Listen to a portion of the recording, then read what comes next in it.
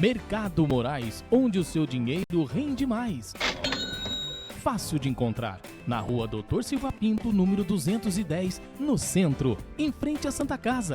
Ligue 4693-3267.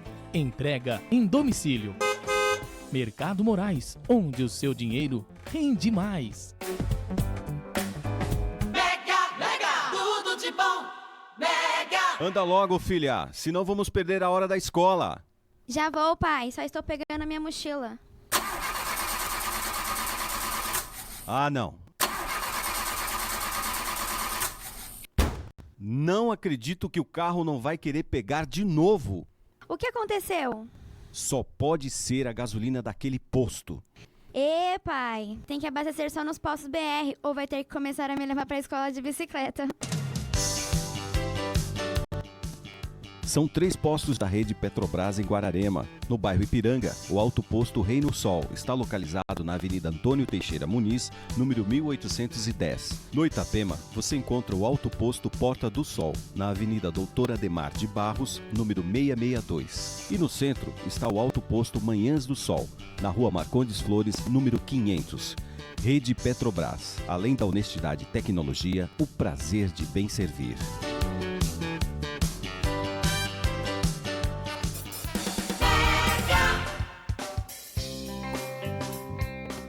Começa agora na Mega FM o programa Espertos como Serpentes, com a apresentação de José Freire, fatos do cotidiano, variedades e conselhos para o público jovem. Você acompanha aqui.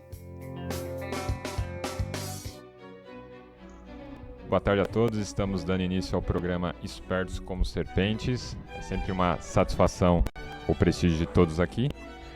Por meio das nossas redes sociais e na rua também o prestígio que recebemos. E hoje temos uma atração internacional aqui no programa, o Jonathan Pike, que vai conversar um pouquinho com a gente. Eu tive a satisfação de conhecer o Jonathan ano passado nos Estados Unidos. Ele vai compartilhar um pouco da história de vida dele e o estudo que ele está fazendo atualmente na Alemanha, na Universidade de Heidelberg. So Jonathan, it's a pleasure to receive you in our show. And our listeners are looking forward to hear you share some thoughts and insights about your life and what you're doing right now. Okay, so welcome to the show. Thank you very much for having me. Então, a ideia é que a gente vai fazer uma tradução simultânea. Eu vou fazer uma pergunta em inglês e depois que ele terminar a resposta dele, eu vou traduzir.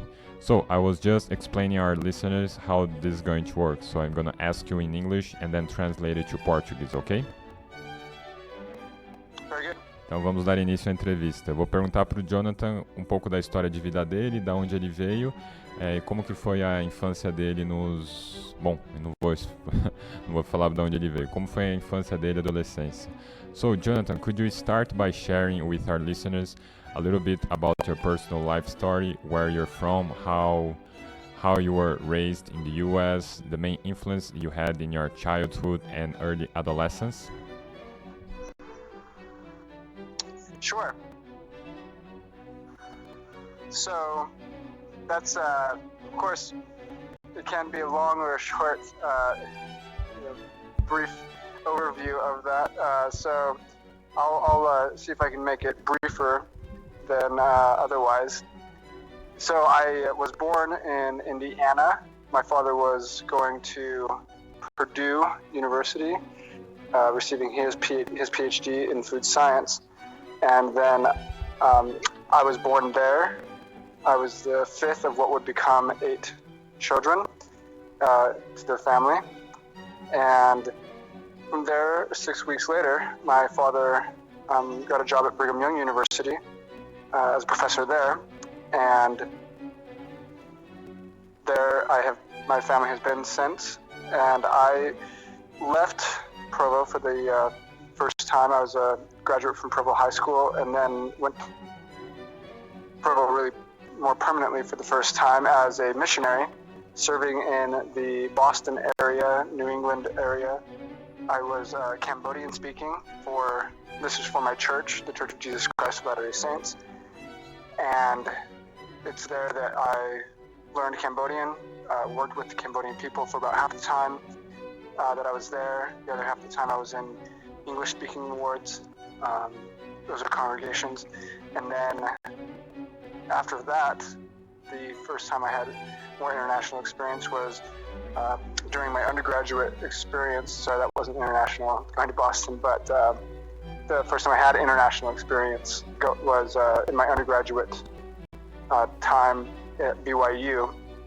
And there I enrolled at Cambridge through the Pembroke Kings program for a summer term. And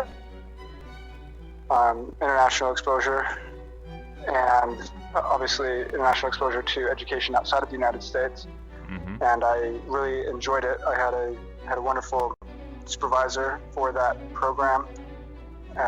His name was Damien Freeman, and that kind of whetted my appetite, if you will. Sure. And I really enjoyed the transatlantic perspective that I gained from studying in the UK. Hence the reason why I've chosen to study in Heidelberg for my PhD. Okay, so that's, I mean, some very, very, very cursory elements having to do with my education, but I see. yeah.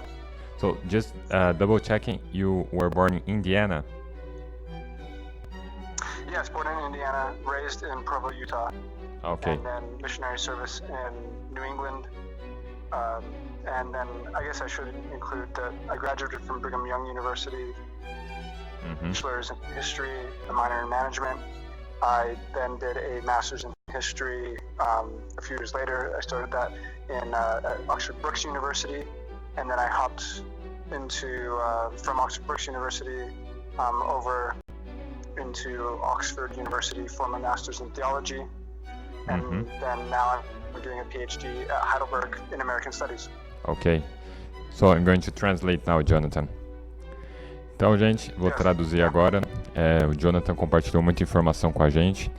Então, o Jonathan, ele é dos Estados Unidos, ele nasceu em Indiana e foi criado no estado de Utah.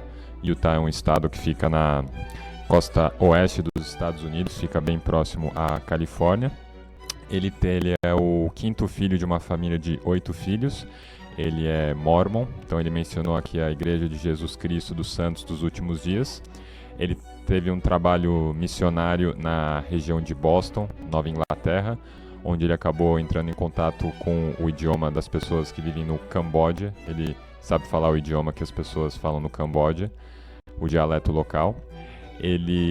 O pai dele foi professor de universidade e o Jonathan tem uma formação na área de... Bom, ele acabou já estudando História, ele estudou Teologia na Universidade de Cambridge, ele teve uma experiência internacional durante a graduação no verão em Cambridge. Atualmente ele está fazendo o PhD dele, que vai aproximando o nosso doutorado na Universidade de Heidelberg, na Alemanha. E, como eu disse, eu acabei conhecendo ano passado nos Estados Unidos e, se der tudo certo, eu vou encontrá-lo mês que vem, quando eu estiver viajando em Viena. Vou ver se eu consigo pegar um trem para encontrá-lo em Heidelberg, na Alemanha. Então, recapitulando, nascido em Indiana, quinto de uma família de 8 filhos, teve uma influência acadêmica forte por parte do pai, que já era professor universitário, realizou trabalho missionário na região de Boston, em que ele teve contato com pessoas do Camboja, e teve um estudo na NYU, que seria New York University, e teve uma experiência em Cambridge, e fez o mestrado dele também em Cambridge na parte de teologia, e atualmente está fazendo PhD ou doutorado em estudos americanos, ok? Agora eu vou perguntar para o Jonathan quais foram as principais dificuldades, desafios para ele durante o período da graduação dele e a influência que a fé dele teve em tudo isso, no seu trabalho profissional e no seu desenvolvimento pessoal. So, Jonathan, my next question would be the following. So, you just shared with us that you have a very interesting background in terms of, you've been exposed to a very robust intellectual tradition. So, what were the main challenges in America when you got involved with academic life, and how your faith helped you to overcome these challenges? That's a very good question. Let's see. I mean, one of the principal elements of my undergraduate education were really two entities. The first was the Fidelio Society, patterned after the Anscombe Society at Princeton University, but so somewhat affiliated there. More so, the Wheatley Institution, also at Brigham Young University. I was the president of the Fidelio Society and involved in the leadership for about 2 years. And so that was really, this is an answer to the question of faith and scholarship. That was really the principal institution that allowed for me to learn how to articulate positions of reason and faith in ways that were synergistic, that really built each other. And I found that it was, the rule in it was that you couldn't ever say basically just because, or just because the prophet said so. In my faith, we have the president of the church who speaks for the church, but sometimes, it can be a temptation to just simply say, well, I don't understand, I'm just following the prophet, but the prophet continually told us that we are to seek to understand what we are doing, and so that was the rule. You couldn't say that, you had to reason out positions that you took. So that was one thing that was greatly helpful, was just having the opportunity to talk in this smaller group where we would read, very much a seminar style, where we would read an article and then we would discuss the article, and somebody would introduce it, and then we would have a conversation back and forth. One of the advisor for that society was Dr. Paul Carey, and he was phenomenal in shaping so many of us simply by giving us the opportunity to learn how to articulate ourselves beyond simply testimony, or simply beyond testimony, but be able to look at academics and say, what are their thoughts? How do they coincide with faith and reason? So I don't know if that's as helpful of a response as I could give, but those are the first two things that came to my mind. Was a small group, and then the Wheatley Institution was a group that would invite speakers to come, and we would often be able to interact with those speakers one-on-one. And these were people from a variety of different faiths, different backgrounds, and even different political persuasions. But it was very engaging to be able to speak with world-renowned academics in very close settings, and learn how to, again, not only ask questions and dialogue, but to really faith and reason as a principle of synergy. So it was let's say an intellectual community. So an intellectual community that had different aspects to it. One that allowed for you to be able to learn how to articulate yourself and discuss things in a conversation way, and then another one that allowed you to observe as academics who were well known in their field articulated positions that coincided with faith and reason. I see. So you could both see the example, and then you had the opportunity to practice practice articulating that for yourself. And both these institutions are based in the U.S., right? But yes, these were both at Brigham Young University, so they were very helpful for that. That just the beginning of my academic interests. I have to say as well, just growing up, it was always I always read a lot, especially of history. That's obviously one of my main areas of interest, and I was encouraged to understand things, and so it was not, this was a continuum of really my adolescence into my college years. I see. Oh, wonderful. So I'm going to translate now, okay? Yeah, you must be a fantastic translator. Então, o que o Jonathan compartilhou com a gente aqui é o seguinte, que durante a adolescência dele até os anos de faculdade, ele sempre foi um leitor voraz. Isso ele sempre foi muito encorajado, acredito que por parte da própria família, o pai que era um acadêmico, a ler especialmente história, né? Ele diz que história é uma das principais áreas de interesse dele e ele foi uma das disciplinas para a qual ele mais se dedicou. E daí, estando na faculdade, no período da graduação dele, ele acabou entrando em contato com duas instituições cuja sede ficam nos Estados Unidos. Uma dessas instituições funcionava numa base de seminários, ou seja, você tinha um determinado artigo para ler, você tinha um grupo de alunos e tinha um professor que era o responsável por conduzir o diálogo e fazer ao mesmo tempo que uma aula expositiva e convidando que os alunos também participassem. E, bom, eram duas instituições que tinham alguma relação com algum tipo de fé, nenhuma fé específica, mas em geral todos acreditavam em alguma coisa.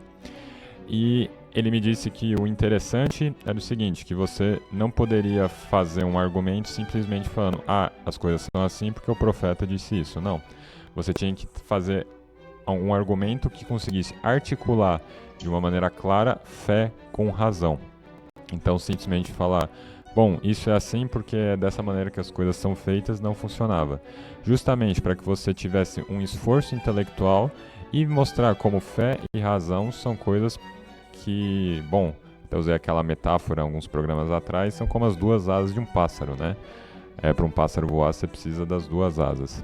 E uma outra instituição também, que nesse caso era mais no formato de eventos, então você trazia professores não somente dos Estados Unidos, mas de outros países para dar palestras, e essas palestras acabavam abordando algum tema referente a humanidades, teologia, história, etc. Então ele falou que para o desenvolvimento intelectual e acadêmico dele, essas duas instituições, tanto a que funcionava à base de seminários como a com base em palestras expositivas e as leituras que ele fazia na adolescência, ajudaram muito para que ele se desenvolvesse como um acadêmico e está hoje na Universidade de Heidelberg fazendo o PhD dele. So, Jonathan, our next question. Então eu vou perguntar para ele a diferença da cultura americana para a cultura alemã. So, growing up in the US and now being in Germany, what are the main differences you see in terms of cultural between the US and Germany? Well, that's a constant question. When I first arrived, it was difficult, and I don't know if anybody's going to take offense at this or not, but it was very difficult to sometimes, you were walking down the street in Heidelberg, and people might say, well, this is because that's possible, but it was very difficult to identify who was American and who was German.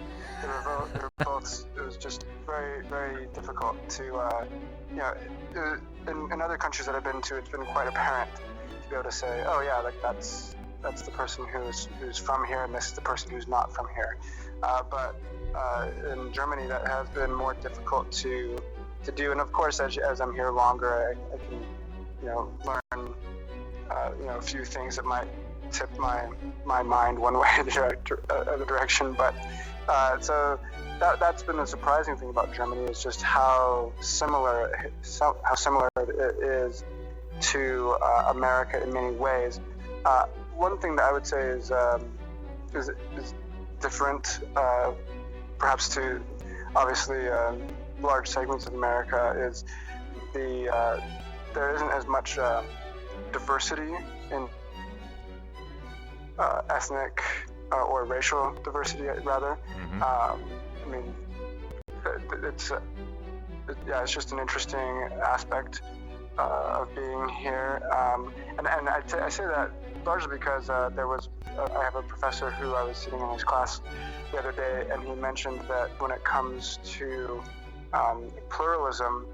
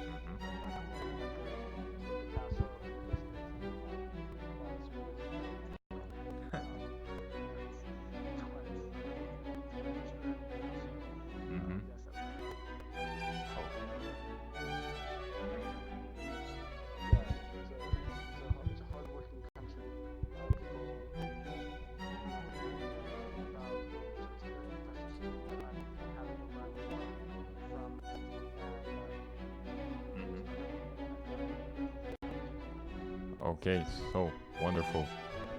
So Jonathan, I'm going to translate the question right now, the answer right now, and I'm going to, in the meantime, I'll call you back because we had a technical problem.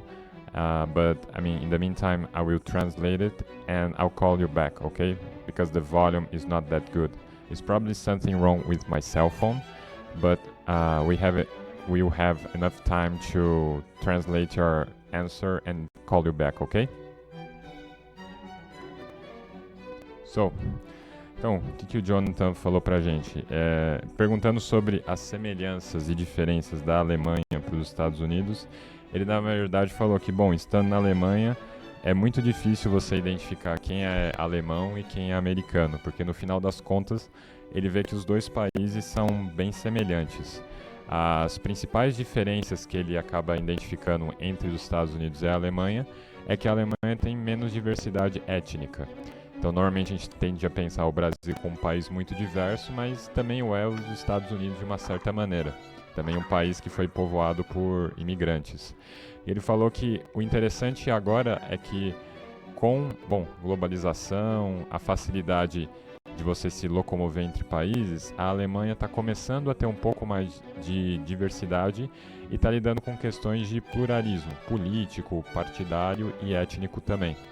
Ele falou que a Alemanha é um país lindo, que às vezes ele está andando de bicicleta, ele se sente como que num conto de fadas, que ele recomenda a todo mundo que visite. Ele falou que o povo alemão é um povo muito amigável, simpático, e no final das contas ele acaba se sentindo muito em casa porque não é tão diferente assim dos Estados Unidos, tá bom? Então, gente, agora eu vou perguntar pro Jonathan. Jonathan é casado, ele casou recentemente. Vou perguntar como que isso acabou mudando a vida dele. So, Jonathan, can you hear me clearly? Yes, I can. Okay, yes. Thank you. I believe it might have been that I was somehow put onto a Wi-Fi system that wasn't as strong of a connection. Oh, no problem. I'll take myself off that. No problem. So my next question is concerning your marriage. So could you talk a little bit about your wife, Lizzie, and how did the marriage change your life perspectives and your plans for the future? Oh, gladly. I grew up in my faith. Marriage is a very important covenant we make, not just with our spouse, but with in my case, wife, but also with God. So it was always a part of my plan to marry, and it was not a part of my plan, though, that I would go through my entire decade of being 20, to 30, that I would not be married before I, went into my 30s. So that was something that was different than what I had planned. But I think that I should just mention this, that you can talk to your siblings and they can give you great advice. I asked my sister, one of my sisters, for some recommendation. In the sense that I told her what type of girl I was. And I think that one of the things I really highlighted was the ability to appreciate others, to appreciate the world, to appreciate just various other things, and just the ability to appreciate. And my sister immediately said, you should take out this girl. And I said, I think I have 6 years ago, and 6 years previous to the time that I started taking my wife out again, we had gone on a few dates, and it had ended. I'd started dating somebody else, but then it was just wonderful then to meet again after that time lapse, and see that this was still an impressive person, still somebody that you want to take out. And so yes, I still had her phone number in my phone, and so it was really nice to be able to already have that. Immediately was able to pursue that. And then, of course, getting married, that was something where I never felt to just sit on, I can just, we can date while I'm doing my PhD or anything. I just never felt like I should just sit on the question or anything. I really felt like I should pursue the answer to the question of, should I marry this really wonderful girl? And so as I felt to keep pursuing that, I came to the decision that this was something I wanted to do. I wanted to marry this particular girl, and I'm very grateful she said yes. And I'm very grateful that she said yes. And not only that, but then she arranged to be able to come with me to Heidelberg, so that we didn't need to have a really long engagement where we were apart and other things like that. So yes, as far as changed perspectives at all, I don't know if it's so much shifted my thinking as much as it's deepened some of my thinking, if you want to put it that way. Sure. In many ways, it's given me a greater appreciation for the commitment that marriage is, and the wonderful, again, that word synergy that comes from being joined with someone else who isn't you, and who has other gifts and other capacities that complement you, and you complement them, and it's from that you're able to gain. It's almost like you've been living your whole life with one eye closed, and all of a sudden you open that other eye, and you're able to see much more than if you just had that one eye. And that's a really bad analogy. It really is. But I got your point. It's just a more holistic. Yeah, it's a more holistic understanding of the world that you're presented with, and greater insight on yourself in many ways. I remember I had a friend who mentioned that as being one of the things that marriage brought. But it's very true that there's a holistic sense that comes into your life from being joined and truly committed to another for life. And in my faith, we believe that is for eternity as well. So that this marriage bond lasts into eternity. So, which I'm very grateful for, obviously. But I hope that answers your question. Yes, So, perfectly. I mean, I could, each one of your questions, I could talk to you, about for a long time, and so I apologize. I'm cutting it short on purpose. I mean, no problem, but we'll do that soon by the time I get to Heidelberg, okay? We'll look forward to it. Então, I'm going to translate now. Então, só uma brincadeira que eu estava fazendo com ele. Ele disse que ele poderia ficar horas falando sobre cada uma dessas perguntas. E eu disse, em breve, dando tudo certo, quando eu estiver aí na Alemanha, a gente vai conseguir sentar e conversar bastante. Então, a pergunta foi sobre o casamento, né? Ele, como eu disse, ele é mórmon, a igreja dele é a Igreja de Jesus Cristo dos Santos dos Últimos Dias, e ele, como muitas outras religiões, dá uma importância central ao casamento. E, na verdade, casar sempre foi parte do plano dele, e, na verdade, ele achou que ele casaria entre os 20 e 30 anos. No caso, isso não aconteceu, até para surpresa dele, e ele acabou casando depois dos 30 recentemente. Então, ele conheceu a atual esposa dele, eles saíram por um tempo e depois eles passaram 6 anos sem se ver. Depois de 6 anos, quando ele reencontrou a Lizzie, que é a esposa dele, na época eles eram amigos, namorados, ele percebeu que ele ainda se sentia muito atraído por aquela, na época, uma menina, e que, bom, ele realmente queria um dia vir a se casar com ela. E ele falou que pediu muito conselho para a irmã dele sobre como ele deveria proceder, e que a irmã acabou encorajando, deu vários conselhos que acabaram sendo úteis e que acabaram fazendo com que eles viessem a casar. Sobre como que isso mudou a perspectiva de vida dele, ele falou que não é propriamente uma mudança de perspectiva, mas é sim um aprofundamento. A partir do momento que você está com uma pessoa que te completa, que tem outros dons, outras capacidades e outras visões de mundo, isso acaba enriquecendo e alargando a sua própria visão de mundo. E você começa a ver o mundo através de outras lentes também. É como se você tivesse um ganho na sua consciência, ampliação de horizonte, de expectativa.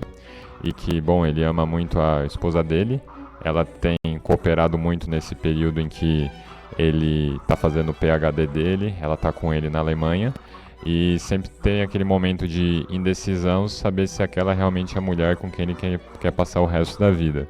E, na verdade, para a fé dele, esse laço que começa aqui na Terra, ele continua no céu. Por isso eles atribuem uma importância tamanha ao casamento, e porque no final das contas é uma pessoa que você vai levar ao seu lado para sempre, para caminhar com você junto até o céu. Então, agora a gente já vai estar caminhando para o final da entrevista. Eu vou perguntar para o Jonathan sobre a vida de estudos. Uma pessoa que tem interesse em ter uma experiência internacional, como que ela deveria proceder para que isso acontecesse? So, Jonathan, my final question for us to close this interview. I'd like to hear from you some advice about how, for example, someone in Brazil or in another country wish to pursue an academic career or wants to go abroad in order to face new challenges and develop his or her intellectual capacities. What is the advice you could give this person? Yeah, great question to end on. One I would say is look for someone who you want to really learn from at the institution where you were at.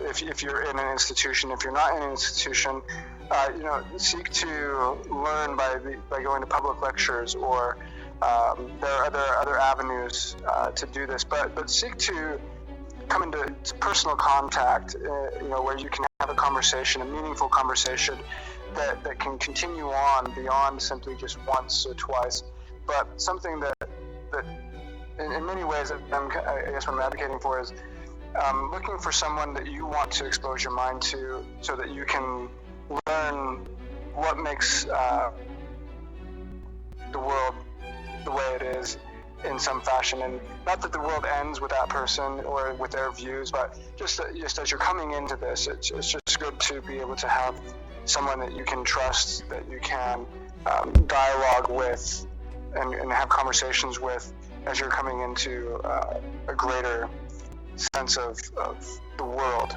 as it is.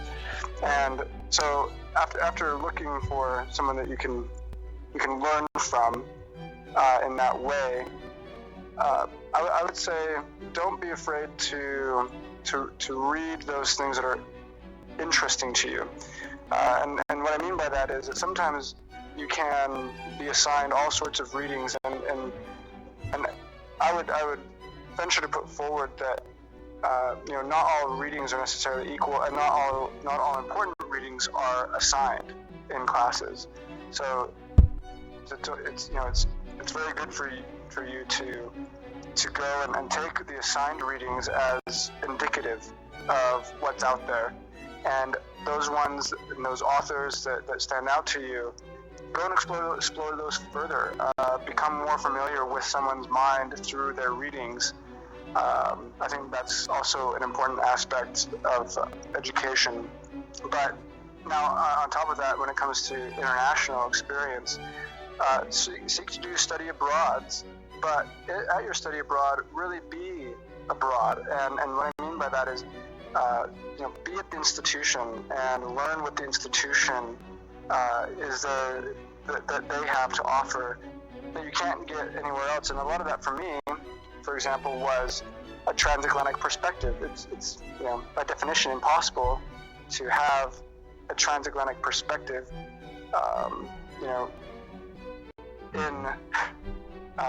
when you're not going back and forth across the Atlantic. So I do a lot with history of ideas, and so I wanted to see the ideas as they developed here and how they traveled across the Atlantic, and now how there's a conversation going back and forth across the Atlantic. So when I mean here, I mean in Europe, in the UK. So go where those ideas are and where you can best understand, and be in the place. Have an imagination and put yourself in a certain place at a certain time.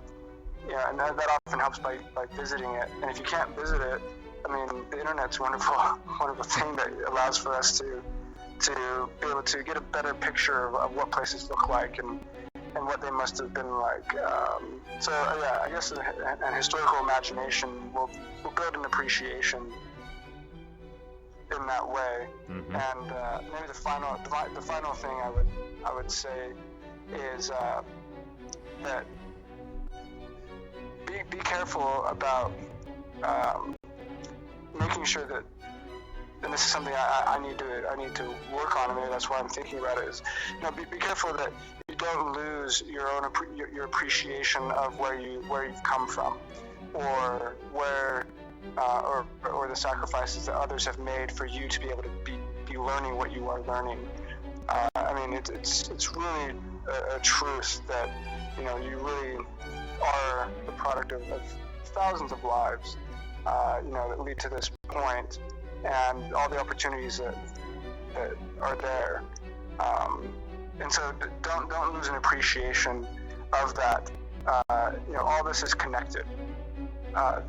Don't think of the world as being disconnected, but it's all connected, and pay attention to that connection right there as you pursue the opportunities to go and learn abroad that take you away from where you're from or anything like that. But just I hope that comes across well enough. But yeah, I've just always been impressed with those people who keep the connection without and keep the appreciation even as their world is expanded. Mm-hmm. Well, the last point is very important. So, because sometimes it's overlooked, right? Yes, yeah, exactly. People just think that, I'm going out and I'm learning all this, but you need to remember that I'm still from this place, and I appreciate what this place gave me, and when you return, you always see the place again for the first time. And every place is really beautiful in its own way. And so it's not that, I think that Oxford is more beautiful than Provo Canyon or Utah Valley, or that Heidelberg is more beautiful than Oxford. They're all beautiful in their own way, and just appreciating them for what they are, and not what they aren't in comparison to another place is very important. So yeah, just with your travels, be someone who like my wife, can appreciate places for what they are, and that goes for people as well. We shouldn't be expecting so much of people, so much that somehow they fail our expectations. It's we just appreciate people for what they for what they are, for what they have to offer, and of course, we'll run into difficulties in different ways, but